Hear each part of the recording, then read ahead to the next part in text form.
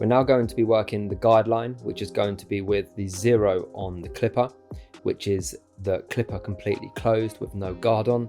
And we're going to be having it slightly curved in towards the temple area to preserve some weight around the shape up area.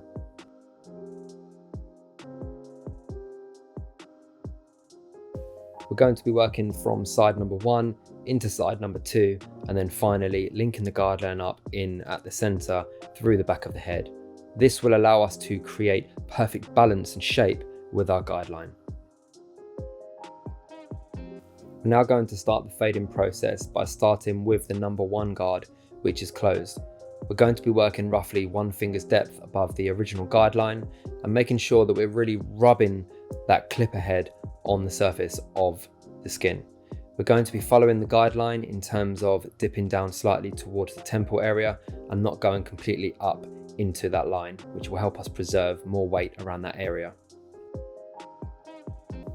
We can see that this blending method allows us to confidently remove the bottom guideline, but slowly fade out that heavy weight line around the 2 area in a really visual way.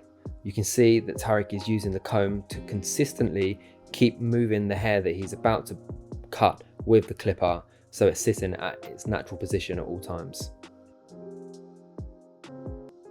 Moving on with the refinery, we're now working with just the corner of the open lever. Never be afraid to go back in with a previous guard and work with more of the corner to be more precise for that refinery work.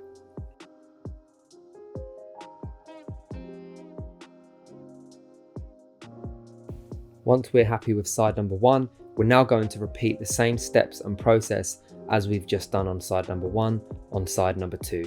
The only thing we need to be cautious of is how the hair grows out of this side of the head, as sometimes it can alter from side to side. Once the 2 sides have been completed, this should now leave us with the small panel towards the back of the head. This is a good area to finish off on, as we can have 2 sides that look consistent, leaving us with the hardest area to fade out, which is generally the back area, as we have lots of different shapes and bone structures towards the back of the head, including working through the occipital bone. In terms of the fading process, we're going to keep it consistent with the 2 side panels, so the number system will stay the same. Just be cautious of how high you're taking the number 2 and 1.5, as we don't want to go too high and we want to build up weight above the occipital bone.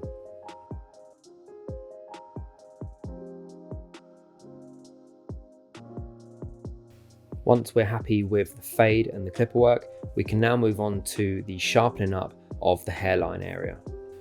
Now, the way that we're going to be working through that is by strengthening that recession area, by getting that box shape in, and then we can start to work down into the temple with that nice arch by creating it from the temple area down into the corner. That will allow us to really create the perfect shape and point into that corner area, which should line up directly into the eyebrow. Now we're moving on to the shape up towards the front hairline, where we're going to be starting to punch the line in through the center of the head, so we have the balance and the symmetry. We will then connect up through the left hand side and then finally into the right. Do not rush this area, as this can really define a haircut and make it look great.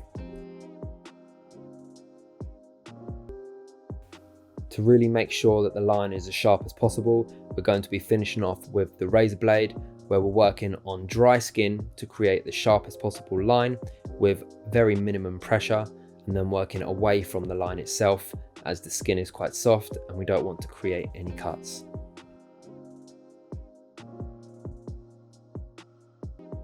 To create that really beautiful polished blend, we're going to finish off the fade with the foil shaver, working around the base of the hairline just to take away any follicle of hair. As you can see, we have this really beautiful symmetrical shape from the front, working that lovely skin fade from 0 on the foil shaver up into the number 2, creating that nice square shape where now the braids can hang over the side of the fade for the finished look. Thanks for watching, guys, and I hope you've enjoyed it.